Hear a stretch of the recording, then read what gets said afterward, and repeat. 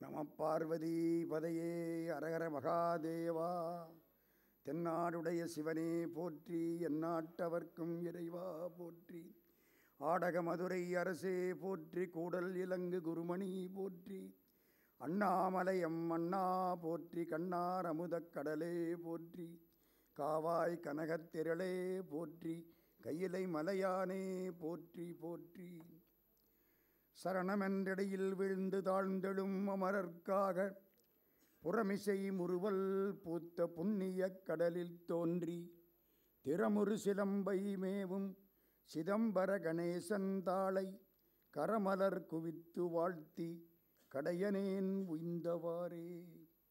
வரம் கொண்ட உமை முலைப்பால் மணங்கொண்ட செவ்வாயும் பரங்கொண்ட களிமயிலும் 12 கண்மலரும் சிறங்கொண்ட மறை இறைஞ்சும் சேவடியும் செந்தூரன் கரம் கொண்ட வேலும் எந்தன் கண்ணை விட்டு நீங்காவே.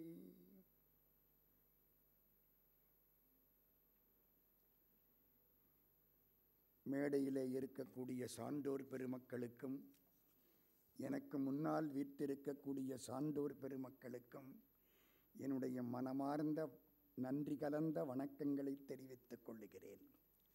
யாருக்கு நன்றி? திருக்கழுக்குன்றம் வரை வந்த மாணிக்க வாசகப் பெருமான் அந்த காலத்தில் சென்னைக்கு வரவில்லை.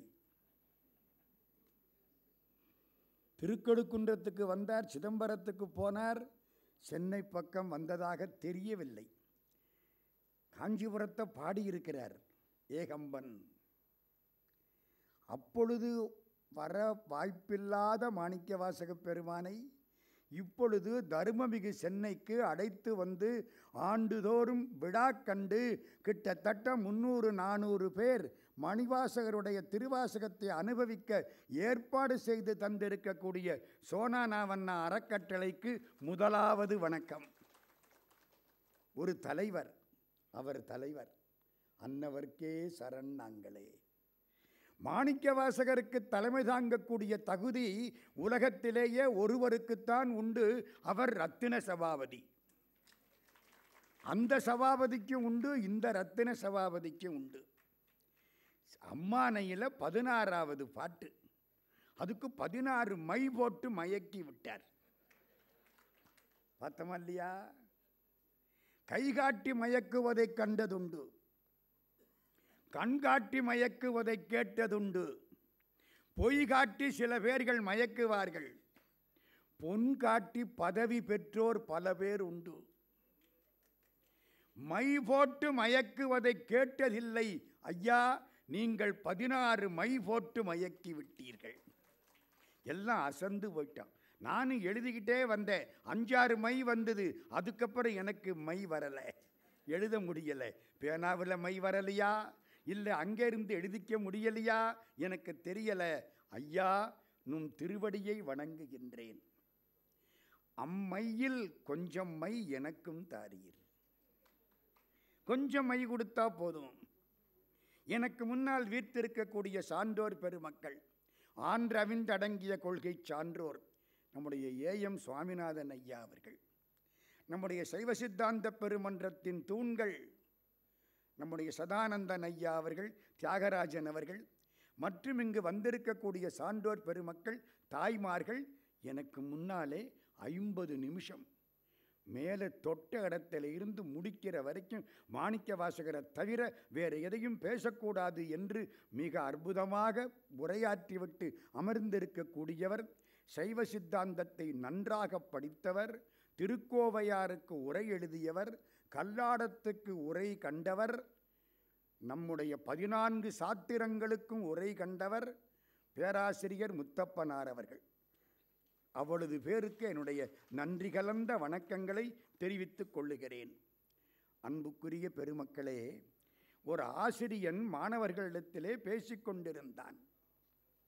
மாணவர்களை பார்த்து ஆசிரியர் கேட்கிறார், தம்பிகளா, நீங்கள்லாம் நரகத்துக்கு போவீங்களா சொர்க்கத்துக்கு போவீங்களா அப்படின்னு கேட்டாராம்.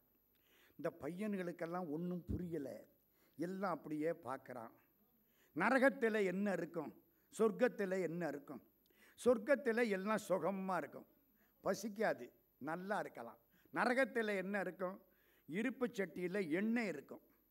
அதில் நம்மளை தூக்கி போட்டு வாட்டுவாங்க, வதக்குவாங்க நரகத்தில். இப்போ சொல்லுங்க, நீங்கள்லாம் நரகத்துக்கு போகணுமா சொர்க்கத்துக்கு போகணுமா? எல்லா பையனும் சொன்னால் நாங்கள்லாம் சொர்க்கத்துக்கு போகணும். ஒரே ஒரு பையன் எந்திரிச்சான், சார் நீங்கள் எங்கே போவீங்கன்னு கேட்டான். வாத்தியார் சொன்னார், நான் என்னத்தடா சொர்க்கத்துக்கு போக போகிறேன், நான் நரகத்துக்கு தாண்டா போவேன்னார். பையன் சொன்னான், சார் நானும் உங்களோட நரகத்துக்கே வந்துடுறேன். ஏண்டா வாத்தியார் கூட வர்றதில்ல, உனக்கு அவ்வளவு சந்தோஷமா? இல்லை சார். அப்போ என்னடா, உங்களை அந்த இருப்பு சட்டியில் போட்டு வறுக்கிறத நான் என் கண்ணார பார்க்கணும் சார். அப்போ என்ன புரியுது? நரகம் பொல்லாதுன்னு புரியுதா? நம்மளை யாராவது பார்த்து நரகத்துக்கு போவியான்னு கேட்டால் மாட்டேன்னு தானே சொல்லுவோம். இங்கே வந்திருக்கிற அத்தனை பேருக்கும், திருவாசகம் கேட்ட அத்தனை பேருக்கும், திருவாசகம் படித்த அத்தனை பேருக்கும், திருவாசகத்தில் ஈடுபட்டு நினைந்து நினைந்து உணர்ந்து உணர்ந்து நெகிழ்ந்து நெகிழ்ந்து அன்பே நிறைந்து நிறைந்து ஊற்றெழுங்கண்ணீர் அதனால் உடம்பு நனைந்து நனைந்து அருளமுதே நன்னிதியே ஞான நடத்தரசே என் உரிமை நாயகனே என்று வனைந்து வனைந்து ஏற்றிய அத்தனை பேர்களுக்கும், அவர்கள் அப்பா வழியிலே 7 தலைமுறை, அவர்கள் அம்மா வழியிலே 7 தலைமுறை, மனைவி வழியிலே 7 தலைமுறை, மூவேளு 21 தலைமுறையிலும் நரகமே வராதான். திருவாசகம் படித்தா 21 தலைமுறை. எப்படி? எங்கள் அப்பா அவங்க அப்பா அவங்க அப்பா அவங்க அப்பா அப்படி ஒரு 7, எங்கள் அம்மா அவங்க அம்மா அவங்க அம்மா அப்படி ஒரு 7, என் பண்டாட்டி அவங்க அம்மா அப்படி ஒரு 7. மூவேளு 21 தலைமுறைக்கு நரகம் வரப்படாதுன்னா என்ன செய்யணும்? ஆனி மாதம் மகத்தன்னைக்கு சோனானாவண்ணா அறக்கட்டளையில் வந்து திருவாசகத்தை படிக்கணும், கேட்கணும். அன்னைக்கு மட்டும் படித்தா போதும்னு விட்டுறப்படாது. 365 நாளும் சிவபுராணத்தையாவது பக்தியோடு படிக்கணும். படித்தா என்ன ஆகும்? மூவேள் சுற்றம் முரண்ணுறு நரகிடை ஆழாமே அருள் அரசே போற்றி. நரகொடு ஸ்வர்க்கம் நானிலம் புகாமல் பரகதி பாண்டியர்க்கு அருளினை போற்றி. திருவாசகம் அப்படிப்பட்ட ஒரு நூல்.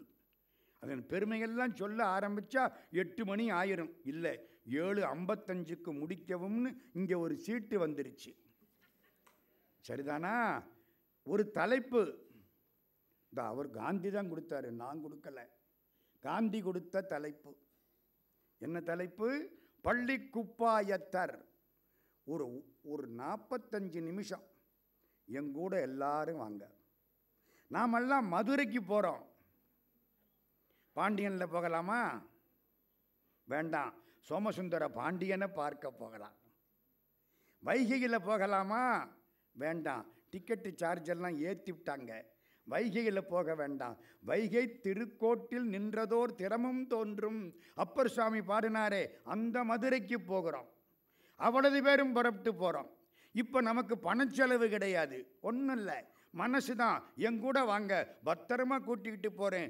7:55க்கு காந்தி கையில் கொண்டாந்து ஒப்படைச்சி விடுவேன். எல்லாம் இப்போ எங்கே போகிறோம்? மதுரைக்கு போகிறோம். என் பின்னால் வர்றீங்க. இந்த மதுரைக்கு என்ன சிறப்பு? உலகத்தை காப்பாற்றக்கூடிய பேரரசியாய் இருக்கக்கூடிய பராசக்தி தான் ஒரு குழந்தையாய் பிறக்க வேணும் என்று எண்ணிய பொழுது காஞ்சிபுரத்துக்கு போகாமல், காசிக்கு போகாமல், வேறு எங்கேயும் போகாமல் மதுரையிலே மலையத்துவச பாண்டியன் மகளாக அவதாரம் செய்தாலே அது முதல் பெருமை. அதைவிட சிறந்த பெருமை எம்பெருமான் 64 திருவிளையாடல் செய்கிறான்.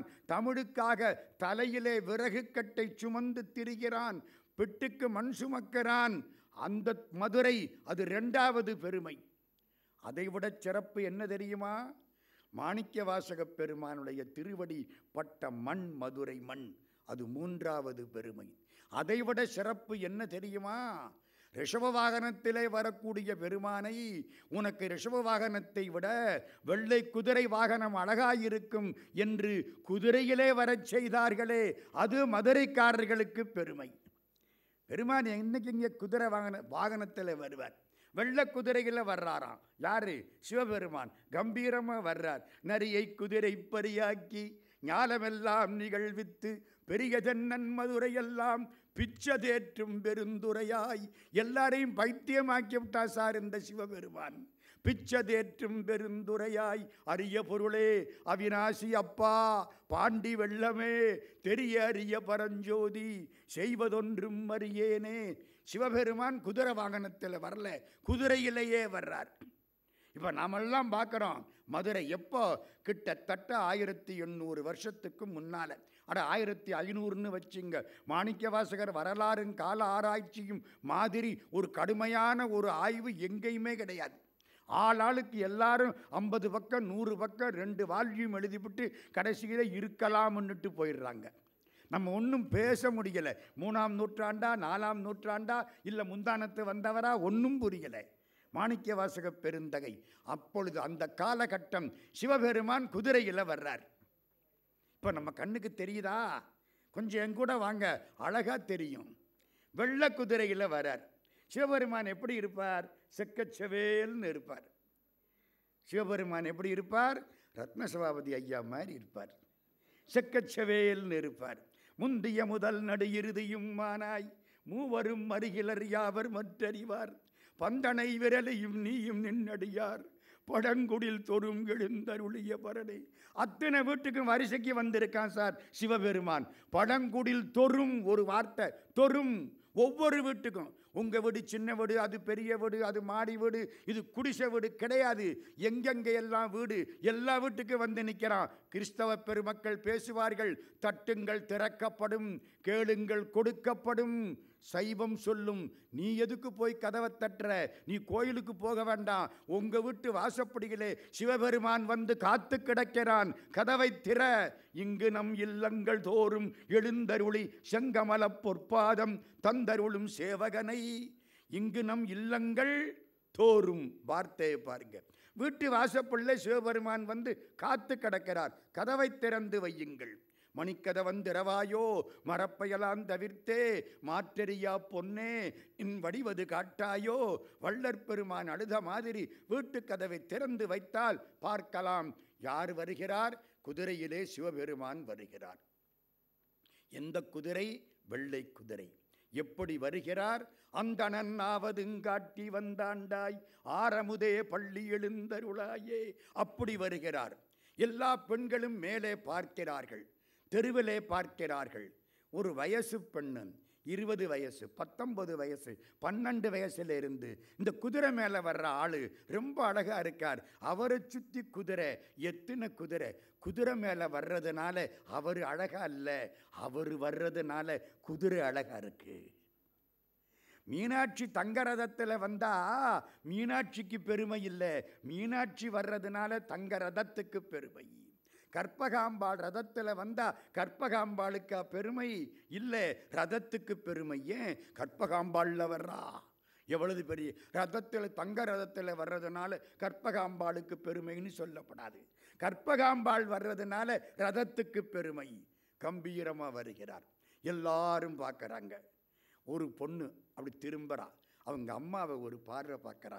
அம்மா, இந்த வர்றாரே குதிரை மேலே ஒருத்தர் வர்றாரு, அவர் என்ன அழகாக இருக்கார் பார்த்தியா?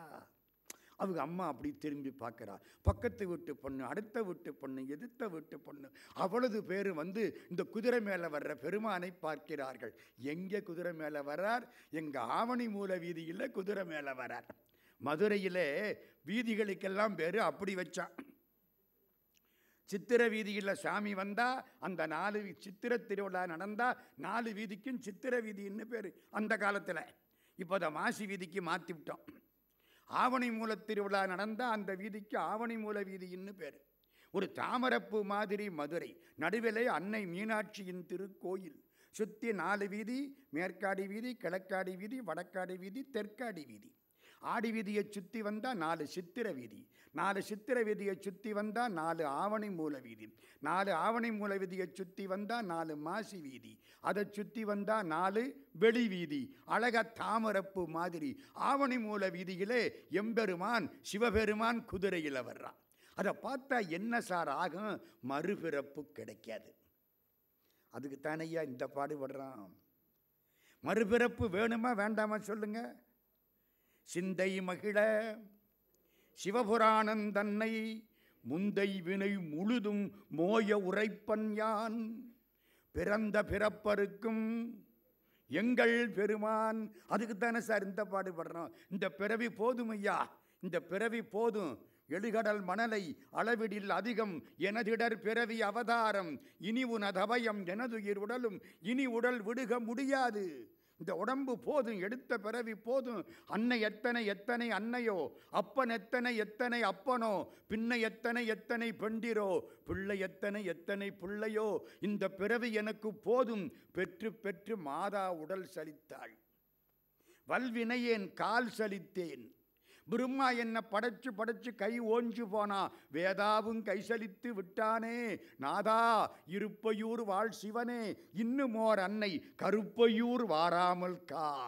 உங்க ஊர்ல சமாதி அடைஞ்ச பட்னத்து சாமி பாடின பாட்டு, பிறவி வேண்டாம். மதுரையில் வர்ற மன்னனை பார்த்தா என்ன ஆகும்? இனிமே பிறவி கிடைக்காதான். யாரை பார்த்தா? சிவபெருமான் குதிரையில் வர்றதை பார்த்தா. மதுரையார் மன்னன் மறுபிறப்பு ஓட மறித்துடுமே. குதிரையின் மேல் வந்தால் குடிகேடு கண்டீர். அவன் குதிரையில் வர்றதை பார்த்தா உங்களுக்கு அடுத்த பிறவி கிடைக்காது. அதுக்கு தான்யா இந்த பாடுபடுறான். அடுத்த பிறவி வேண்டாங்கிறதுக்கு தான்யா இந்த பாடுபடுறான். குதிரை மேலே வர்றார். இந்த பெண்கள் பார்க்கிறார்கள்.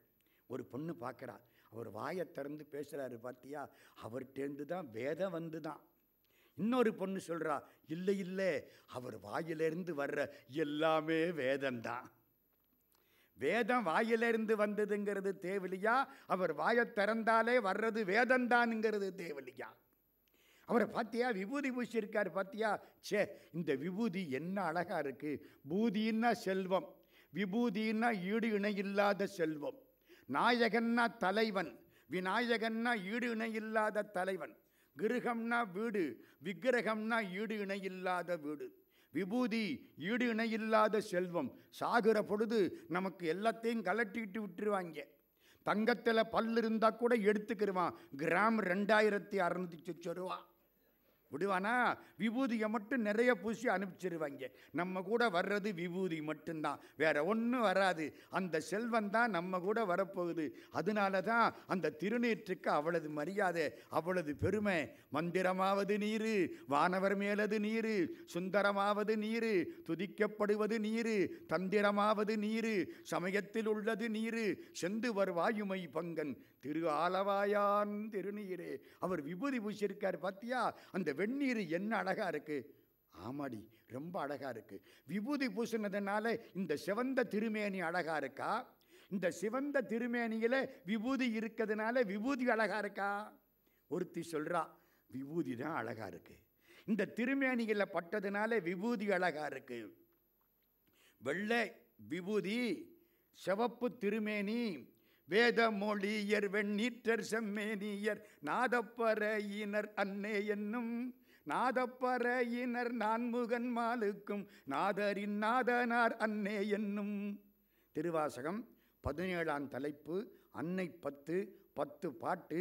சுருக்கமாக சொன்னால் 7:55. ஆமாம், முடிக்கணுமே. வேத மொழியர் வெண்ணீற்றர் செம்மேனியர். வேத மொழியர், வெண்ணீற்றர், செம்மேனியர், நாதப்பறையினர். கையில் ஒரு பறை வச்சிருக்காரு பார்த்தியா? ஆமாம், அதில் ஒரு நாதம் வரும் பார்த்தியா? ஆமாம். அந்த நாதம் என்ன? நம்ம கோயிலில் உள்ள நாதம். உலகத்தை உண்டாக்குவதற்கு அடிப்படை பிங்பாங் தியரின்னு சொன்னான் பாருங்க. ஒரு ஓசை உண்டாயிற்று, அதிலிருந்து உலகம் உண்டாயிற்று. நானே அதுக்கெல்லாம் அஸ்திவாரம் அடிப்படை இந்த நாதம். இந்த நாதம் எழுந்ததால் தான் உலகம் உண்டாயிற்று.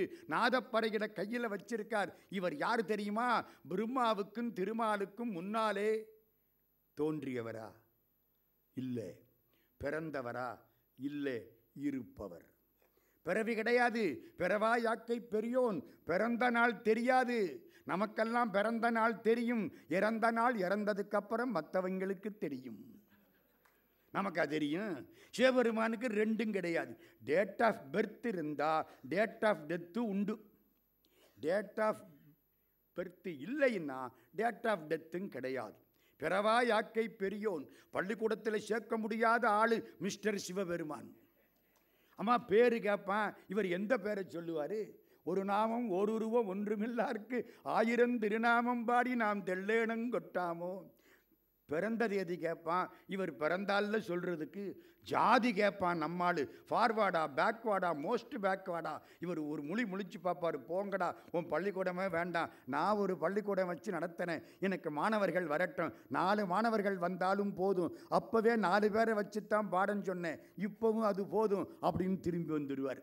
வேத மொழியர் வெண்ணீற்றர் செம்மேனியர் நாதப்பறையினர் அன்னே என்னும். அம்மா அவரை அன்னே அன்னே என்னும். வேத மொழியர் வெண்ணீற்றர் செம்மேனியர் நாதப்பறையினர் அன்னே என்னும். நாதப்பறையினர் நான்முகன் மாலுக்கும் நாதரின் நாதனார் அன்னே என்னும். சிவத்திலே இருந்து தோன்றியது நாத தத்துவம். இந்த 2 பேரும் சிவபெருமானிடத்திலே இருந்து வந்தவர்கள். அதனால ஞாபகத்தில் வச்சுக்கோ. அப்படியா அம்மா, அவர் கண்ணில் மை போட்டிருக்காரு பார்த்தியா? ஏங்க சிவபெருமான் கண்மை போடுவாரா? நல்லா யோசிங்க. கண் அஞ்சனத்தர், கண்ணஞ்சனத்தர் கருணை கடலினர் உள் நின்றுருக்குவர் அன்னே என்னும். உள் நின்றுருக்கி உலப்பில ஆனந்த கண்ணீர் தருவரால் அன்னே என்னும். கண் அஞ்சனத்தர், கண்ணில் மை போட்டிருக்கார். இந்த சிவப்பாக இருக்கவங்களுக்கு மை போட்டால் அழகாக இருக்கும். ஐயாவுக்கு கண்மை போட்டால் ரொம்ப அழகாக இருக்கும். எனக்கு கண்மை போட்டால் மை எங்கே இருக்குன்னே ஒருத்தனும் கண்டுபிடிக்க முடியாது. சரிதானா? சிவபெருமான் கண்மை போட்டிருந்தாராம். நான் அப்படி அர்த்தம் எடுத்துக்கிறது இல்லை. எங்கள் ஐயா ஆசா ஞான சம்பந்தம் புண்ணியவான் சொன்னார், டேய் கண் அஞ்சனத்தர்னா கண்ணில் மை போட்டிருக்கிறவர்னு எல்லாரும் சொல்கிறாங்க. அப்படி இல்லை, இந்த பொண்ணு கண்ணுக்கு மை போட போனாலாம். அந்த அழகான பொண்ணு தன் கண்ணுக்கு மை போட போனாலாம். அப்படி மை போடுற பொழுது அந்த ஒரு கண்ணால் பார்த்து தானே அப்படி மை போடணும். இந்த கண்ணால் பார்த்து இந்த கண்ணுக்கு மை போட்டாலாம். அப்போது அந்த மையும் தெரிஞ்சுதான் கண்ணும் தெரிஞ்சுதான் கண்ணாடியில். அந்த கண்ணுக்குள்ளேயும் சிவபெருமான் தெரிஞ்சாராம், அந்த மைக்குள்ளேயும் சிவபெருமான் தெரிஞ்சாராம். கண் அஞ்சனத்தர், கண்ணில் இருக்கிற மைக்குள்ளே இருக்கிற பெருமான். ஏன் சார் கண்ணில் சிவபெருமான் தெரிவாரா? மனத்தகத்தான் தலைமேலான் வாக்கின் உள்ளான் வாயாரத் தன்னடியே பாடும் தொண்டர் இனத்தகத்தான் இமயவர்தம் சிரத்தின் மேலான் ஏழண்டத் தப்பாலான் இப்பால் செம்பன் புனத்தகத்தான் நறுங்கொன்றை போதின் உள்ளான் பொறுப்புடையான் நெருப்புடையான் காற்றின் உள்ளான் கனத்தகத்தான் கைலாயத்துச்சி உள்ளான். கைலாயத்தில் இருக்கிற சாமியை நம்ம எதுக்கு கும்பிடணும்? காலத்தியான் அவன் என் கண்ணுளானே. என் கண்ணுக்குள்ளே இருக்கான், என் கண்ணுக்குள்ளே இருக்கான், என் கண்ணுக்குள்ளே இருக்கான். காலத்தியான் அவன் என் கண்ணுளானே. கண்ணஞ்சனத்தர், என் கண்ணுக்குள்ளே அவன் இருக்கான். நாம் தீட்டுற மைக்குள்ளே அவன் திருநீலகண்டன் தெரியுது. கண்ணஞ்சனத்தர் கருணை கடலினர், கருணை செய்வதில் கடல் போன்றவன் எம்பெருமான். எல்லாரும் இருக்கிற பணத்தில் கொஞ்சத்தை கொடுப்பாங்க, சிவபெருமான் தன்னையே கொடுத்துட்டு உட்கார்ந்துருப்பான். ஒரு சின்ன பட்டி மண்டபம் போடுவோமா, நம்ம கடவுள் மீது பக்தி வைக்கிறோம், கடவுள் நமக்கு கருணை காட்டுகிறார். எது அதிகம்? நம்ம பக்தி அதிகமா, கடவுள் காட்டுற கருணை அதிகமா? கொஞ்சம் யோசிச்சு பாருங்க. இப்படி கேட்டோன்னா 7,55,000 அது வேறு பயமாக இருக்குது. மாணிக்கவாசக சாமி பட்டி மண்டபம் போட்டு தீர்ப்பு சொல்லிவிட்டார். அவன் கருணை தாண்டா பெருசு. தீர்ந்த அன்பாய அன்பர்க்கு அவரினும் அன்ப போற்றி. திருச்சதகம். தீர்ந்த அன்பாய அன்பர்க்கு அவரினும் அன்ப போற்றி. ஆண்டவனை தவிர வேற ஒன்றும் கிடையாது. சிவா சிவா சிவா சிவா என்று எவன் தீர்ந்த அன்போடு இருக்கிறானோ அவனுடைய அன்பை விட சிவபெருமான் அவன் மீது வைத்த அன்பு ரொம்ப அதிகம். ஜியு போப்பையர் சொன்னார், மேற்கு நாடுகளிலே தோன்றிய மிகப்பெரிய ஆன்மீக நூற்களையெல்லாம் ஒரு தராசு தட்டில் வைத்து எங்கள் திருவாசகத்தில் ஒரே ஒரு வரியை இன்னொரு தராசு தட்டில் வைத்து தூக்கி பார்த்தால் திருவாசக தட்டு கீழே இருக்கும், மேற்கு நாட்டு தட்டு மேலேயே போய்விடும் எழுதினார். அது எந்த வரி? திருவாசகம் 658 பாட்டில் எந்த வரி? 2வது வரி. நம சிவாய வாழ்க, நாதன் தாழ் வாழ்க. அடுத்த வரி என்ன? இமைப்பொழுதும் என் நெஞ்சில் நீங்காதான் தாழ் வாழ்க. அதில் என்ன தெரியுமா சிறப்பு? அதில் என்ன தெரியுமா சிறப்பு? இப்போ நான் ஒன்று கேட்குறேன். இப்போ நான் இப்படி சொல்கிறேன், நான் கடவுளை எப்பொழுதும் நினைத்து கொண்டே இருக்கிறேன். எனக்கு பெருமையா கடவுளுக்கு பெருமையா? எனக்கு தானே பெருமை. நான்லாம் நினச்சிக்கிட்டு இருக்கேன். இது அப்படி இல்லை. என் மனசுக்குள்ள அவன் உட்கார்ந்து இருக்கிறான்னா அவனுக்கு தான் சார் பெருமை, எனக்கு பெருமை இல்லை. இமைப்பொழுதும் என் நெஞ்சில் நீங்காதான் தாழ் வாழ்க. நீங்க நினைக்காட்டாலும் உங்களை நினைக்கக்கூடியவன் சிவபெருமான். நீங்கள் மறந்தா கூட உங்களை கூப்பிட்டு உட்கார வச்சு ஒரு அழைப்பை உங்களுக்கு அனுப்பிச்சு, இன்னைக்கு ஜூலை மாதம் 2ஆம் தேதி ஆனி மகா மாணிக்கவாசக பெருமான் மோட்சம் அடைஞ்ச நாள், இன்னைக்கு எல்லாரும் வாங்கன்னு கூப்பிட்டு உட்கார வச்சு திருவாசகத்தை சொல்லி திணிச்சு, அட ஒரு வரியாவது உனக்கு சேரணும் அப்படின்னு உங்களை கூப்பிட்டு உட்கார வச்சு உங்கள் மனசுக்குள்ளே சிவபெருமான் உட்கார்ந்து இருக்கிறாரா இல்லையா? விலகவே மாட்டார். நீங்கள் மறந்தாலும் உங்களை மறக்காதவர் சிவபெருமான். அதனால தான் இமைப்பொழுதும் என் நெஞ்சில் நீங்காதான் பெருமை அவனுக்கு. அந்த ஒரு வரி எப்படி? கண்ணஞ்சனத்தர் கருணை கடலினர் உள்ள நின்று உருக்கி விட்டான். ஐயா, இந்த மனசுக்குள்ள உட்கார்ந்து கொஞ்சம் கொஞ்சமாக உருக்கி விட்டான். உருக்குனதுக்கு என்ன அடையாளம் தெரியுமா? இந்த கண்ணீர் கொட்டுது இந்த பக்கம். அவன் கருணையை நினைச்சா கண்ணீர் வரும். அவன் கருணைக்கு எல்லை கிடையாது. வள்ளற் பெருமான் அழுவார். கல்வியெல்லாம் கற்பித்தாய், நின்பால் நேயங் காண வைத்தாய், இவ்வுலகங் காணலென்றே ஒல்லும் வகை அறிவித்தாய், உள்ளே நின்று என் உடையானேன் என்னருளும் உதவுகின்றாய், இல்லையென பிறர் பார்ச்சென்றிரவா வண்ணம் ஏற்றமளித்தாய், இரக்கம் என்னே செல்வகருட் குருவாகி நாயினேனை சிறுகாலை ஆட்கொண்ட தேவதேவே. என்னை கூப்பிட்டு மேலே உட்கார வச்சிருக்கிறியே சாமி, இதுக்கு என் தோலை செருப்பை தச்சு போட்ட கூட பத்தாதே அப்படின்னு நினைச்சிங்கன்னா தன்னை அறியாமல் கண்ணீர் வரும். அழுதால் உன்னை பெறலாமே. தேற்ற ஏகாரமாக எடுத்துக்கொண்ட கூட்டத்தில் நானும் ஒருவன். அழுதால் உன்னை பெறலாமே, நிச்சயமாக முடியும். எப்படி? விண்ணின் கண்ணீர் கொட்டுதான். அது யார் சொல்றா? திருமூலர் சொல்லுவார். விண்ணின்றிழிந்து வினைக்கீடாய் மெய்கொண்டு தன்னின்ற தாளை தலைக்காவல் முன்வைத்து உள்நின்று உருக்கி உலப்பிலா ஆனந்த கண்ணின்று காட்டி களிம்பறுத்தானே. உபதேசத்தில் முதல் வாக்கு. அப்படியே திருவாசகம் எப்படி? கண்ணஞ்சனத்தர் கருணை கடலினர் உள்நின்று உருக்குவர் அன்னே என்னும் உள்நின்று உருக்கி உலப்பிலா ஆனந்த கண்ணீர் தருவரால் அன்னே என்னும். கண்ணீர் இந்த பக்கம் குற்ற பொழுது பேரானந்தமாக இருக்கும். அப்படி நிமிந்து பார்க்கறோம், சிவபெருமான் மேலே காட்சி கொடுக்குறாரா, கண்ணீர் இப்படியே வழிஞ்சு கொட்டுது. ரொம்ப இனிப்பாக இருக்கும். உன்னற்கரிய சீர் உத்தரமங்கையர். அவர் எங்கே இருக்கார்? உத்தரகோசமங்கையில் இருக்கார். இந்த உத்தரகோசமங்கையை வெளியே கொண்டாந்த பெருமை மாணிக்கவாசக பெருமானுக்கு உரியது. நான் அடிக்கடி சிங்கப்பூர் போகிறேன். சிங்கப்பூரில் இந்த பெரும்பகுதி கோயில்களில் அவங்கள ரொம்ப பாராட்டணும். மேலே மாடியில் படுத்து கிடக்கிறேன். கோயிலில் மேலே தங்குறதுக்கு இடம். காலையில் 4:45 5 மணிக்கு நல்ல பாட்டு கேட்குது. கீழே பார்த்தா கீழே சந்நிதி, முருகப்பெருமான் சந்நிதி, விநாயகப் பெருமான் சந்நிதி, யாழ்ப்பாணத்துக்காரங்கள் கட்டியது சிலோன் ரோடு ஒரு பிள்ளையார் கோயில். அந்த கோயிலில் கீழே ஓதுவார், போற்றி என் வாழ் முதல்லாகிய பொருளேன்னு பாடுறார். 10 திருப்பள்ளி எழுச்சி பாடித்தான் கோயில் கதவை அர்ச்சகர் திறப்பார். ராத்திரி 9 மணி நான் படுக்க போகிறேன். நல்லா பாட்டு கேட்குது. எட்டி பார்க்குறேன். ஞாபகம் வருதா? என்ன பாட்டு? திருப்பொன்னூசல். சரிதானா? சீரார் பவளங்கால் முத்தங்கயிராக ஏறாரும் பொற்பலகை ஏறி இனிதமர்ந்து நாராயணன் அறியா நான் மலர்த்தாள் நாயடியேற்கு ஊராகத் தந்தருளும் முத்தர கோஷமங்கை ஆறாமுதின் அருள்தாள் இணை பாடி போரார்வேல் கண்மடவீர் பொன்னூசலாடாமோ.